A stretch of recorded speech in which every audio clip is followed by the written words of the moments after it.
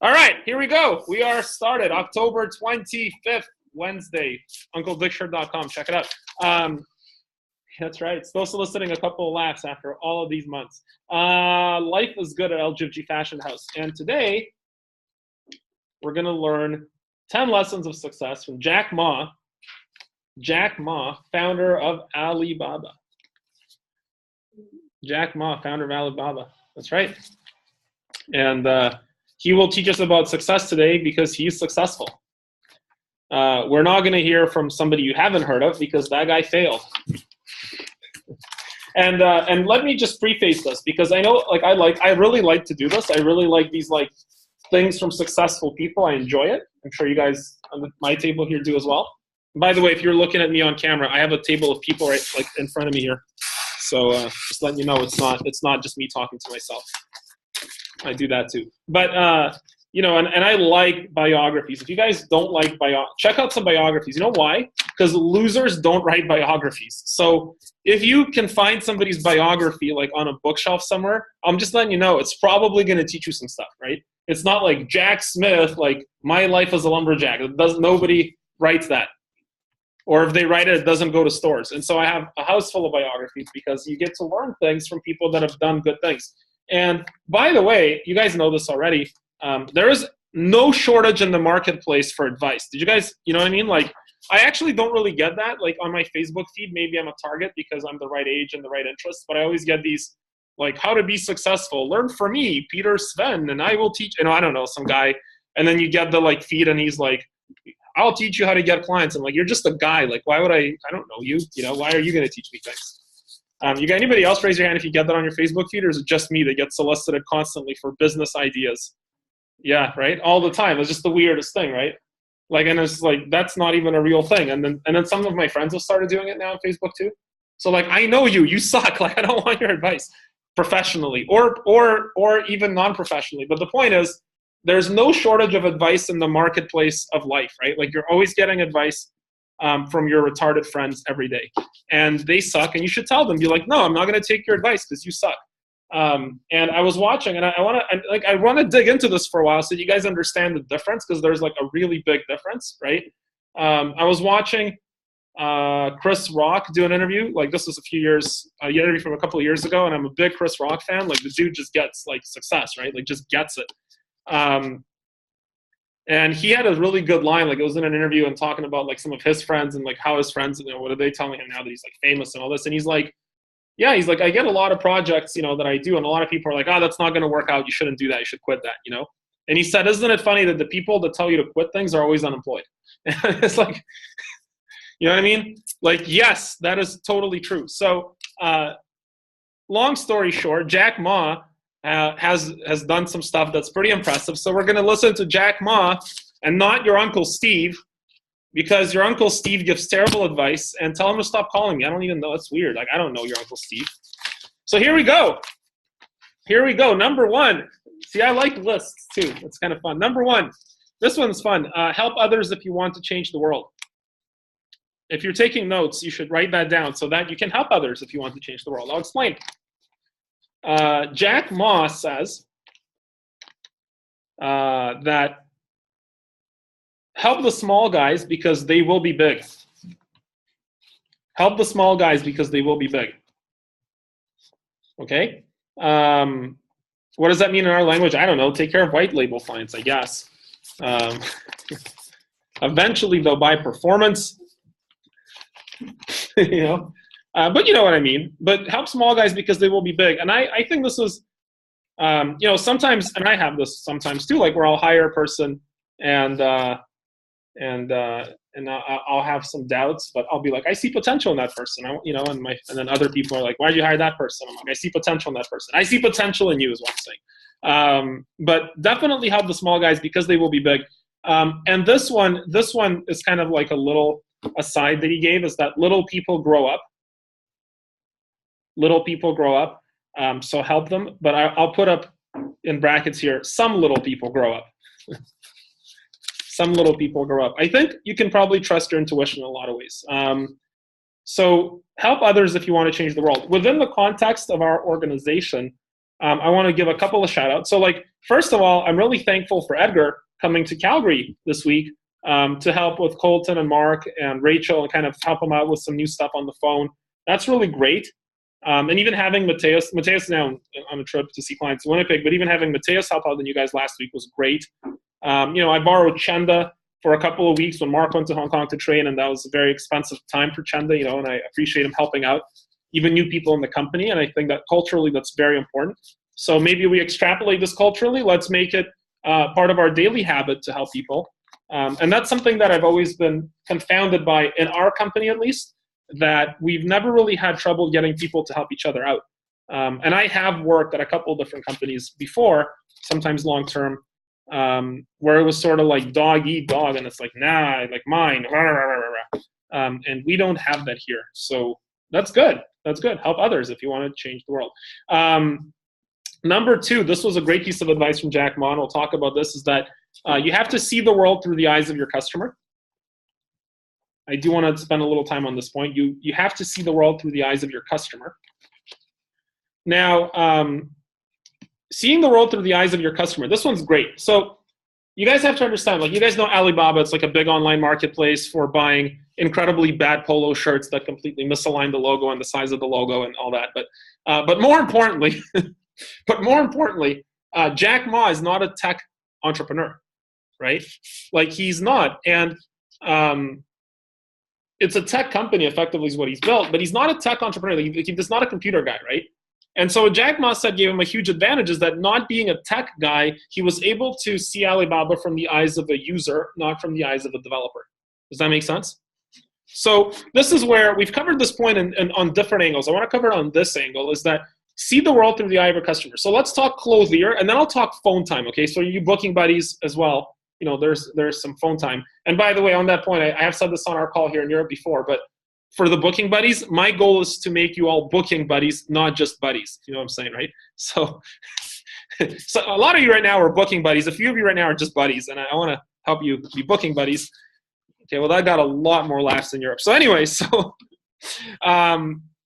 when you're a clothier, right, you're kind of like, look, here's the point. And you guys in Estonia are like, they didn't laugh. There was zero response. I think my screen might be frozen. But the point is, when you're a clothier, I think we have this longing to help people, like, be the best dressed and create the most crazy outfit with the most customized details to let them know that of all the peacocks in the room, they are the peacockiest. I don't know, right?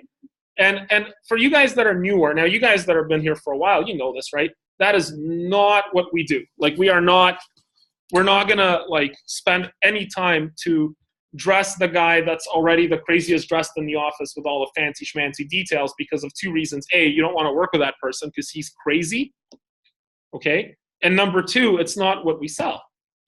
Like, so for you guys in the field, most of you guys already know this, but I'm talking to some of you guys that are kind of newer. Like, what do we sell? We sell convenience. We don't sell fashion.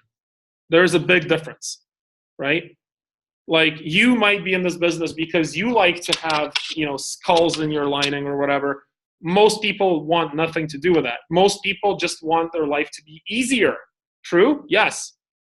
We sell convenience. So, like, when you go to a client, you'll notice, like, I have this folder here, and this folder has 78 fabrics. All are very fancy, and we only sell 2 of them, right?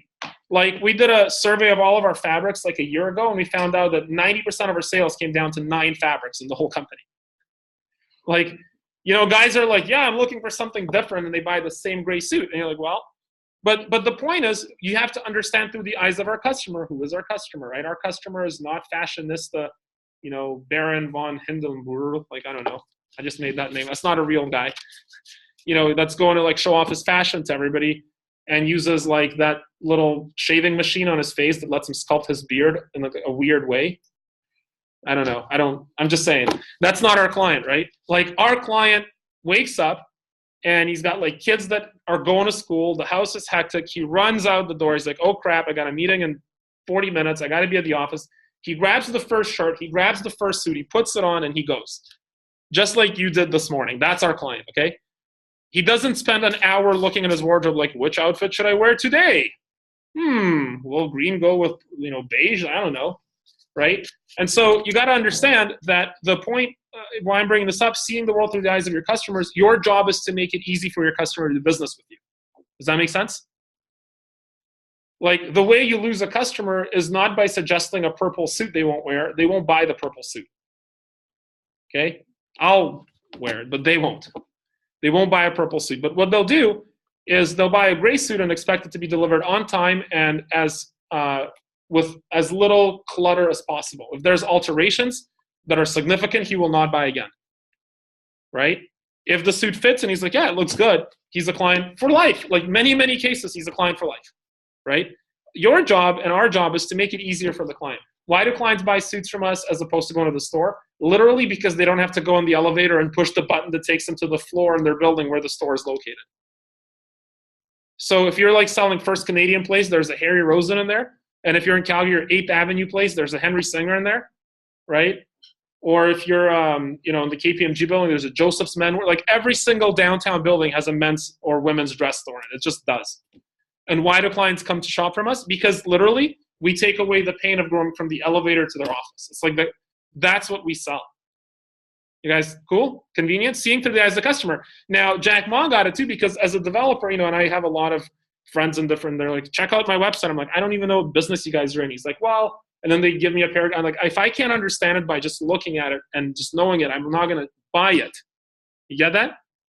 Like, Christy's sitting here to my left, and Christy knows that if she brings me mail, it will never get sent. Like, she needs to bring me, she's like, she just signed here. I'm like, okay, thank you. And then that's it. Otherwise, it doesn't get done.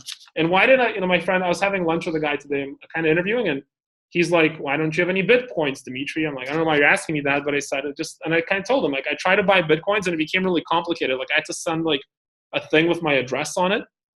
And I'm like, screw this, I'm investing in something else. Like, straight up, that was my decision point. Like, I don't have time to get a bill with my name and address on it and like scan. I don't want to do that. I just literally don't want to. So that's your client, right? That is your client. He's busy. Now, for you guys on the phone, I'm talking to you buddies that I'm trying to make into booking buddies. There's a difference, right? When you're on the phone, and this is also for reps in the field, right? When you're on the phone, like, you might be like, oh, our approach is very direct. Like, your client does not want to hear your life story. And if he does, he can't afford you. Most of you have figured that out already. You know what I mean? Some people are nodding like, I've been here 4 days and even I know that. You know what I mean? So if you're on the phone, like, why do we teach you like a very structured, scripted, direct approach? Because people get pissed off very easily. Like, my whole thing about calling, I'll tell you guys, this is talking about seeing the world through the eyes of your client. What your client doesn't want is problems. He doesn't want to wait for a late suit. He doesn't want to have alterations done. Clients just, it happens because every business is a business, but people don't want that. They just want shit to get done. And so if you're on the phone and you're kind of slow, they're like, I don't want to deal with a kind of slow person, because the kind of slow person might kind of, create problems in my life, right? So I have a 4-minute timer on my calls, and in those 4 minutes, I have to my goal is in 4 minutes, I just have to not let this guy figure out that I'm an idiot. Like, I have 4 minutes, and if I, and I have a lot of ways to tell the guy on the phone I'm an idiot. I'm like, so guys, if you're on the phone, okay, this is a real example. It's like, where are you calling me from? I don't know is not a good answer. Like, where are you calling me from? I don't know. And my question to you is, that is not a good answer. Why? Because that reveals stupidity, and clients don't want that. Clients want easy, fast, convenient, sharp. That's it. So see the world through the eyes of your client. What kind of service provider do you want to work with? Are you replying to your emails on time? And I hope the 2 examples, not 1, but 2 examples from this week already. And by the way, Sonata sold that guy a Venice suit yesterday that you saw the email she forwarded, where the guy's like, hey, don't use my name on the phone. And she just replied, she's like, no problem. He goes, oh, by the way, I want to check out some suits. And the guy hasn't replied to an email in 3 years. In 3 years. That was a Yana client back when she was selling Switzerland before she went to Australia. This is like old school. The guy never replies, emails, gets a reply within a minute, and then the next day buys the Venice suit. Great example. So see the world through the eyes of your customers. What do your customers want? Convenience and easiness. That's it. And booking buddies, especially you guys, because most of you guys are experienced enough now, you're getting it, but you guys just understand, if a client says something on the phone and you're flipping through your script for 6 minutes to find the answer and the client's just sitting there waiting, Like it's not gonna work. Number 3. That was a long number 2. Number 3. Now we have to get through points 3 through 10 in 8 minutes. Number 3. The power of leadership is indispensable. Actually, I think he said indisputable was his word. But I think we can interchange these words. That's some good alliteration. Indispensable, indisputable, interchange. Incredible. Oh. The power of, now, here's what Jack Ma says about leadership. You won't like this, but you'll need to hear it. A leader should have a higher grit and tenacity and endure things that employees cannot. Yeah, I know, right? A leader should have higher grit. There's that word again, grit. A leader should have higher grit and tenacity and endure things that employees cannot. Now, some of you guys just like, whew, thank God I don't have to endure things. Oh, yeah, I'm not a leader. That's one way to think about it. I think that's the wrong way. I think the right way to think about it is like, I can be a leader. How can you be a leader? If I have higher grit and tenacity to endure things that everyday employees cannot and do not, then I can be a leader too. Yeah, that's exciting. So you can choose to be a leader. Just get ready to deal with problems. Number 4. This one I really like, by the way. I'll explain it. To outrun your competition, you can keep an eye on them, but don't copy them. I'll explain why this is relevant for us. To outrun your competition, keep an eye on them, but don't copy them. By the way, I hope you guys know this. I'm sure you do. But regardless of what city you're in right now, you have like 1 million competitors. And some of you are like, well, there's no competitors here in, Toronto. But there are. There totally are. I know it's shocking. But there are. And in Moscow, of course, and wherever you are, in Buenos, there's thousands of competitors, right? So the problem is, well, 2 things. Number 1, usually when we get into town, they know we're in town. They're like, yep, LGFG's here. And then they go and they tie a rope and they get a chair and etc. What? Because they're to stabilize the chair, it's the ground. Anyways. But most of the time we don't, right? Like we don't know our competitors. You guys realize that? We don't know who's our competition. It's not really the store. And then one time you hear like, oh, I buy my suits from Sam who comes to my office. And you're like, I've been doing this shit for a long time. I never heard of Sam. And Sam has no clients. Like Sam has like 2 clients, like 2 guys that buy from Sam. And then usually you take them and then Sam kills himself and that's done. That's how it works. That's, there's some sardonic pleasures in that. But anyways, the point being, so why does Jack Ma, how does that apply to us? Keep an eye on competition, but don't copy them. Well, here's why. Number 1, most of the stuff your competition is doing doesn't work. Just realize that. Like most of the stuff your competition is doing, it simply doesn't work. You know how I know it doesn't work? Because you hear about them once and you never hear about them again. And you have like 1 million, right? You have like 1 million competitors. And then your client's like, and Hannah had this morning. I get this all the time. Rachel sent me, in New Zealand, sent me the one like months ago. Yeah, it's like, oh man, these guys are in the market like doing what we're doing, right? I'm like, great. And you'll never ever hear from them again. And that's true. Like you're just never going to hear about them again. Well, but they dress Michael Buffer, the brother of Bruce Buffer, the guy that announces things on UFC fights, his brother. You're like, what? Okay. So they give free suits away to a guy that's like a D- list, almost celebrity, but not really. It doesn't matter, right?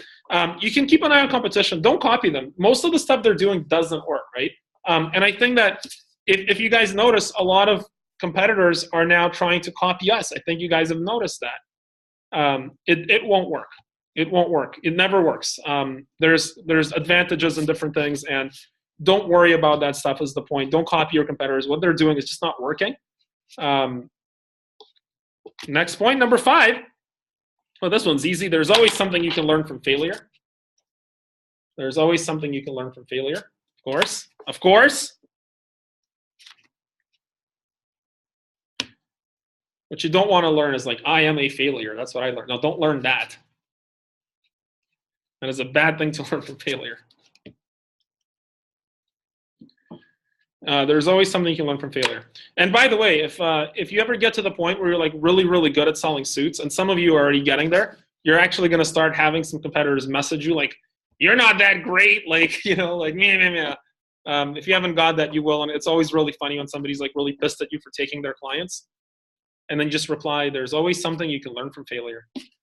And that wisdom, and what they do is then they read that and they go, this person is so wise and is telling the truth. I should use this opportunity to introspect, to improve myself. And then you become best friends. What do you mean, no? It's just a really good, there's always something you can learn from failure, you know? Or when somebody tells you, I've bought suits before from some tailor, I wasn't happy. There's always something you can learn from failure. And I also sell shirts. Number 6. You guys know for those guys that were not in Manila, we have some people on the phone. I always say, I also sell shirts, right? I'll give you guys a quick background story on this. And some of you guys, it's always funny when you say it, but it's like when you call a client, it's like, hey, Mark, it's Dimitri, the suit guy. You know, the guy that sells suits, happy birthday. And Mark's like, thanks, Dimitri, but it's not my birthday. You know? Well, I also sell shirts. That's the joke. All right. So anyways, that's why I said I also sell shirts.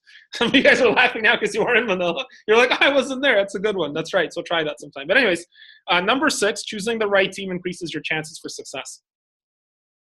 Choosing the right team increases your chances for success, which is why after this call, I'm firing 3 of you. No, I'm just kidding.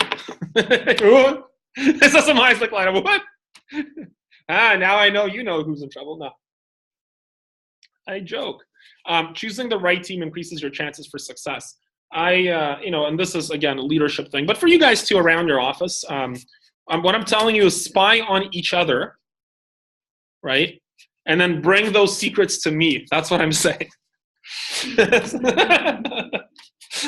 Is he joking? Number 7. Well, we can adapt this one first. So Jack Ma, this is Jack Ma, by the way. He says that making a difference in the world and bringing value is what entrepreneurship is about.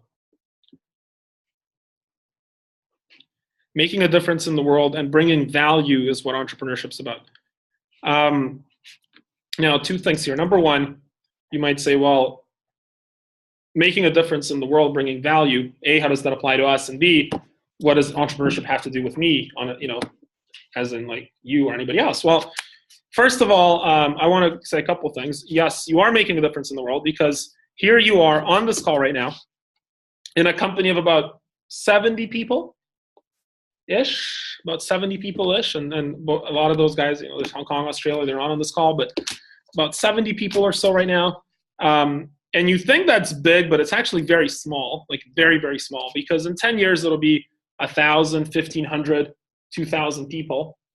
And this is like a core group for us, right? So talking about making a difference in the world, up until whenever you started, whether it was 3 years ago or 5 years ago or 3 months ago, you probably didn't hear about LGFG before that.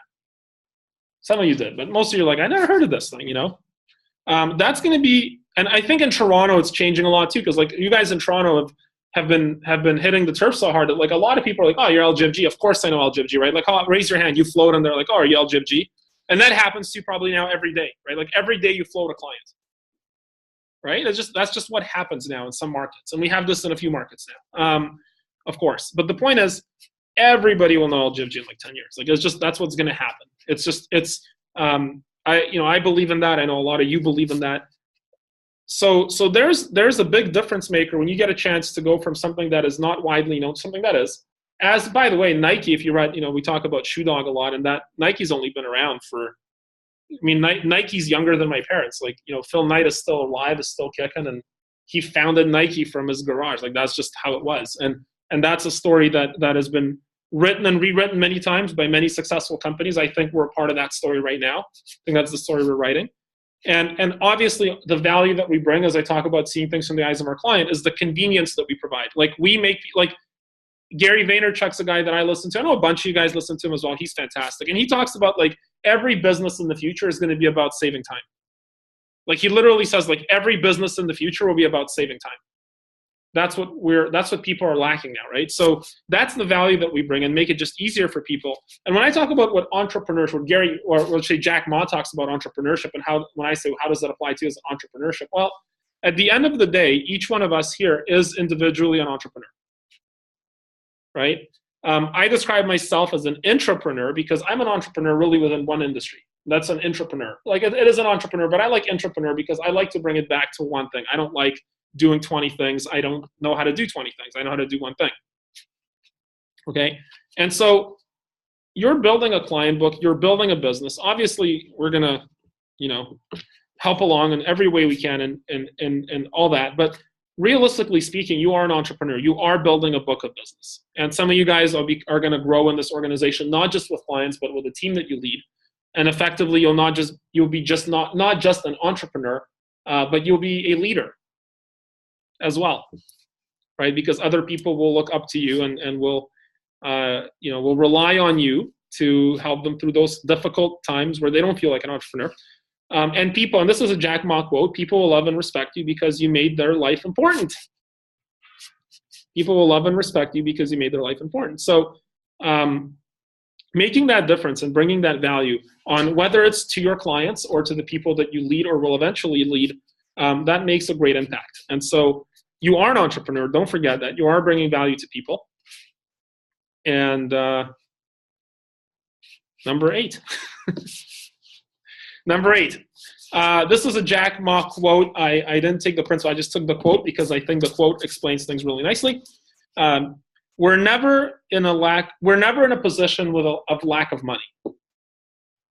This is a Jack Ma quote, right? And he's not just talking about Alibaba. He's talking about life. And you're going to understand this because you're like, I feel like I'm in a position where I could use some more money. But okay. But we're never in a position with a lack of money. We're in the position of a lack of people with dreams who will fight for those dreams. That is really what businesses are missing, right?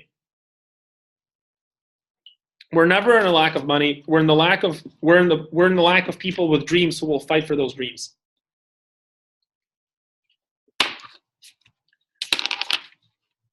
Nothing to figure out there. Number 9. Number 9. I want to spend a couple of minutes on number 9. You need 2 things to overcome tough times. Jack Ma said this. You can Google it. He did. You need 2 things to overcome tough times. Number 1 is patience. Number 2 is persistence. Number 1 is patience. Number 2 is persistence. And well, I mean, persistence obviously, like, is just people that aren't persistent. They, enough of that. Patience. Well, I think that's the key. I think some of you guys need to check your patience. Certainly, I've needed to check my patience many, many times, right? Because I want it now. I want it now.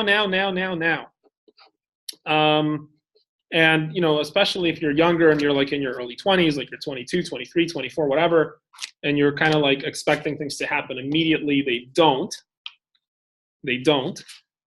Most people that you meet that are successful, and I have a lot of stories about this, I've done in previous calls, have generally been doing the same thing for like 10 years. Like they do the same thing for that's how you become really successful, right? You do the same thing for a really long time. That's how you become successful. If you enjoyed that thing, if you don't like it, don't do that thing, right? There's always the chair and the rope. Like that's always available. Number 10.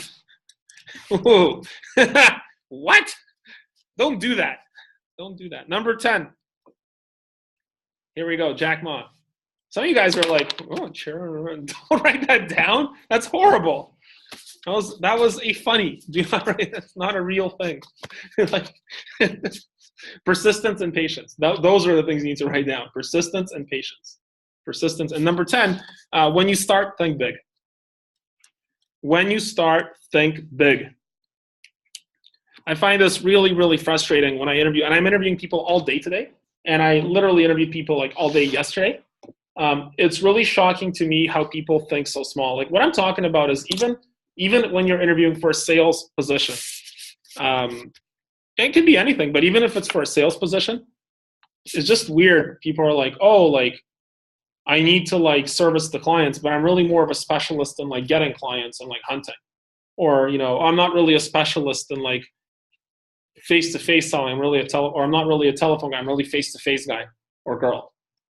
And I go like, you know, how narrowly can you define, like how narrow do you get until you're just so useless? Like you can just get so narrow and then you're just, and then just like nothing, you're a nobody, right? And I think this comes out also with some of your friends, like when you start to reach new levels of success, as some of you have started now, and some of you will be, and you're growing and you're developing new skills and new characteristics of success. You know, you get people that start to think, they're like, oh, and here's all the problems I want to, right? It's the people that it's the unemployed people telling you to quit, whatever it is. Doesn't matter. I'm not talking this specifically, but like as a principle in general, how many people I find that just, they think so small, right? They think so small. And when I think about people that think big in our company, I think about people that say, hey, you know, I'm starting this new market and here's my goals for this market. And I want to grow it to be a $40 million market. And they don't think they're crazy when they say that, you know, and I don't think they're crazy. I'm like, okay, that makes sense. That makes perfect sense. And so anytime that I found for me that I've wanted to grow to kind of like achieve the next thing, I've just had to force myself to think bigger, right? Like we talk about even today with the calling guys, that we're hiring more callers and this and this and that. And it's like, you know, doing more events. Well, why not? Like just allow yourself, especially if you're new, and most of you guys here are like not super new, but some of you guys are pretty new. So especially if you're new, think big. Like think about what you'd like to accomplish for yourself, but then think about what you'd like to accomplish just in your market. Like just that your tiny little circle that you influence around you and the 4 million people that live in it, you know? Like think about what you can accomplish in your market. Think about what you can accomplish with your team, with the markets around you, with the world around you.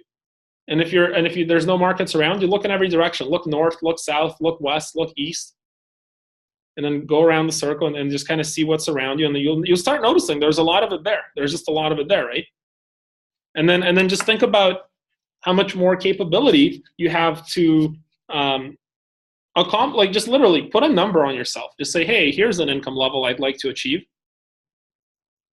And you would be surprised that it is totally achievable. It really, really is.